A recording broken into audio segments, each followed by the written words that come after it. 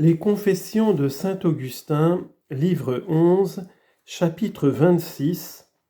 Si c'est par le temps que nous mesurons le mouvement des corps, comment nous pouvons mesurer le temps même? Ne suis-je pas véritable, mon Dieu, lorsque je dis en votre présence que je mesure les temps? Mais comment se peut-il faire que je les mesure et que je ne connaisse pas ce que je mesure? Je mesure le mouvement du corps dans le temps, et le temps ne le mesurais-je point? Et comment pourrais-je mesurer le mouvement du corps? Comment pourrais-je dire combien il dure et combien il lui faut de temps pour arriver d'un lieu à l'autre, si je ne mesurais le temps dans lequel il fait ce mouvement? Mais comment est-ce que je mesure le temps même? Est-ce par un temps plus court que nous mesurons un temps plus long, ainsi que nous nous servons d'une coudée pour mesurer une longue pièce de bois, et que nous mesurons par la durée d'une syllabe brève la durée d'une syllabe longue, et disons ensuite qu'elle a le double de l'autre? C'est aussi en la même sorte que nous mesurons la longueur d'un poème par celle des vers qui le composent, et la longueur des vers par celle des pieds, et la longueur des pieds par celle des syllabes, et la longueur des syllabes qui sont longues par la durée des syllabes qui sont brèves, et non pas selon l'étendue que ces syllabes ont sur le papier. Car si on les mesurait ainsi, ce serait mesurer le lieu et non pas le temps. Mais lorsque les paroles passent en les prononçant, nous disons que ce poème est bien long parce qu'il est composé de tant de vers, que ces vers sont bien longs parce qu'ils sont composés de tant de pieds, que ces pieds sont bien longs parce qu'ils sont composés de tant de syllabes, et que cette syllabe est longue parce qu'elle a le double d'une brève. Mais on ne détermine pas pour cela un certain espace de temps, puisqu'il se peut faire qu'un petit vers demeure plus longtemps à se prononcer, si on le prononce lentement, que non pas un long que l'on prononce plus vite. Ce qui arrive de la même sorte en ce qui est d'un poème, d'un pied et d'une syllabe. Ainsi, il me semble que le temps n'est autre chose qu'une certaine étendue. Mais où se trouve cette étendue? Certes, je ne sais si ce n'est dans l'esprit même. Car dites-moi, mon Dieu, je vous prie, qu'est-ce que je mesure lorsque je dis indéfiniment « ce temps est plus long que l'autre » ou définiment « ce temps est le double de l'autre ». C'est sans doute le temps que je mesure, je le sais bien, mais ce n'est pas l'avenir puisqu'il n'est pas encore arrivé, ce n'est pas le présent puisqu'il n'a aucune étendue, et ce n'est pas le passé puisqu'il n'est plus. Qu'est-ce donc que je mesure? Sont-ce les temps qui se passent et non pas les temps passés? C'est ce que j'avais dit ci-dessus. Chapitre 27. De quelle sorte nous mesurons le temps? Courage, mon âme, redouble ton attention et tes efforts. Dieu est notre aide et notre secours, c'est lui qui nous a créés, et nous ne nous sommes pas créés nous-mêmes. Jette tes yeux vers l'endroit où la vérité commence à luire et à se faire paraître. Imagine-toi qu'une voix corporelle commence à se faire entendre, qu'elle continue à se faire entendre, et puis qu'elle cesse, et que le silence lui succède. Alors cette voix est passée, et ce n'est plus une voix.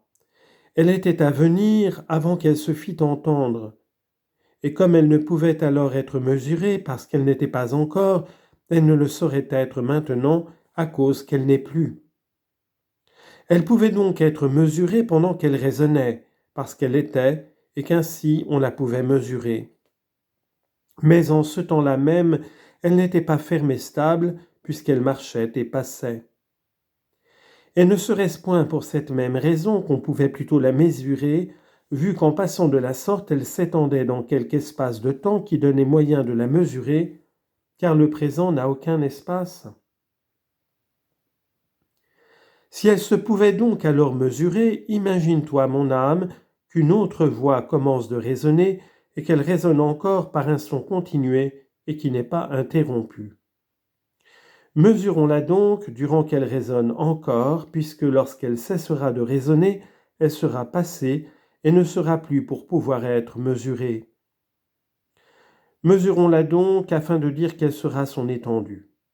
Mais elle résonne encore, et on ne la saurait mesurer que depuis le temps qu'elle a commencé jusqu'à celui qu'elle cessera de résonner, puisque nous ne mesurons cet intervalle que depuis un certain commencement jusqu'à une certaine fin, et qu'ainsi la voix qui n'est pas encore finie ne saurait se mesurer en sorte que nous puissions dire si elle est ou longue ou brève, si elle est égale à une autre, si elle n'a duré que la moitié d'autant ou 2 fois autant, ou quelque chose semblable. Mais lorsqu'elle sera finie, elle ne sera plus. Comment pourrons-nous donc la mesurer? Nous mesurons toutefois les temps, et cependant, nous ne mesurons pas ceux qui ne sont pas encore arrivés, ni ceux qui sont déjà passés, ni ceux qui n'ont aucune étendue, ni ceux qui n'ont point de borne. Nous ne mesurons donc ni les temps à venir, ni les passés, ni les présents, ni ceux qui passent, et nous mesurons toutefois les temps. Ce vers latin Deus Creator Omnium, qui est composé de 8 syllabes, en a alternativement une brève et une longue. Et ainsi la première, la troisième, la cinquième et la septième qui sont brèves sont simples au regard de la seconde, de la quatrième, de la sixième et de la huitième qui sont longues. Chacune de ces longues contient 2 fois autant de temps que chacune de ces brèves. Je le remarque en les prononçant. J'assure qu'il est ainsi. Et on connaît manifestement et sensiblement qu'il en est ainsi en effet. Autant que je puis être assuré d'une chose par mes sens, il me semble que je le suis lorsque je mesure une syllabe longue par une brève, et que je sais qu'elle a le double de l'autre.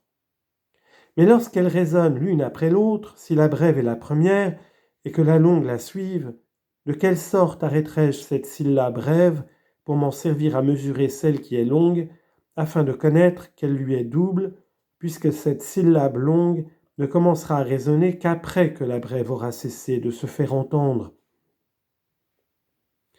Je ne mesure pas même cette syllabe longue lorsqu'elle est présente, puisque je ne la mesure sinon qu'après qu'elle est finie, et que quand elle est finie, elle est passée.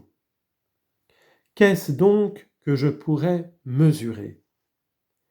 Où est cette syllabe brève dont je me sers pour mesurer la longue? Où est cette syllabe longue que je puisse mesurer? Elles ont toutes deux rendu leur son lorsqu'on les a prononcées. Elles s'en sont envolées, elles sont passées, elles ne sont plus. Je les mesure néanmoins, et autant qu'on peut se fier à l'expérience de ses propres sens, je réponds hardiment qu'en ce qui est de l'espace du temps, l'une est simple et l'autre est double, ce que je ne saurais dire que lorsqu'elles sont déjà passées et finies. Ce n'est donc pas elles-mêmes que je mesure, puisqu'elles sont passées et ne sont plus. Mais je mesure quelque chose qui est dans ma mémoire et qui y demeure fortement gravé. Ainsi, c'est dans toi, mon âme, que je mesure les temps. Ne m'importune point en demandant de quelle sorte cela se fait, et ne t'embarrasse point toi-même par 1000 diverses imaginations. C'est en toi, dis-je, que je mesure l'impression que les choses qui passent font en toi, et qui y demeurent après qu'elles sont passées. C'est cette impression que je mesure et qui est présente, et non pas les choses qui sont passées et qui l'ont formée. C'est elle que je mesure lorsque je mesure le temps, et par conséquent, où je ne mesure pas les temps, où ces temps ne sont autre chose que ces impressions qui se forment dans ma mémoire. Mais nous mesurons même les silences et disons que ce silence a autant duré que ce son. Et comment cela se peut-il faire, sinon par l'attention que nous faisons dans notre pensée autant que cette voix a duré, de même que si elle résonnait encore, afin de pouvoir comprendre quelque chose de l'intervalle du silence par le temps que le bruit aurait duré. C'est pourquoi aussi, sans proférer aucune parole et sans ouvrir seulement la bouche, nous proférons en nous-mêmes des poèmes, des vers et quelques discours que ce puisse être, et en concevons toutes les mesures et tous les rapports que les mots et les syllabes ont les uns aux autres, tout de même que si nous les prononcions à haute voix. Tellement que si quelqu'un se propose de soutenir en parlant le ton de sa voix, il résout dans son esprit combien il la veut faire durer. Il détermine dans le silence cet intervalle de temps et le donne en garde à sa mémoire, puis commence à proférer cette voix, laquelle se fait entendre jusqu'à ce qu'elle soit arrivée au terme qu'il s'était proposé, ou pour mieux dire, elle s'est fait entendre et se fera entendre, puisque ce qui en est déjà passé s'est fait entendre, et que ce qui en reste se fera entendre. Ainsi, elle s'achève lorsque l'attention présente de notre esprit fait que l'avenir devient passé et que le passé s'augmente d'autant que l'avenir diminue, jusqu'à ce qu'étant entièrement écoulé, il n'y ait plus rien que de passé.